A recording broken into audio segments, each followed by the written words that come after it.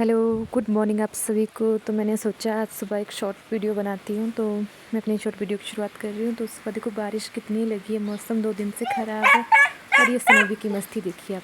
क्या हुआ? घूमी घूमी करने बाहर देख, मौसम कैसा है, मौसम देख बाहर कैसा है। नहीं है मौसम खराब। स्नोवी का ये डेली का ये, अगर इसको घुमाने ना ले जाओ तो ये चुप ही नहीं रहता है।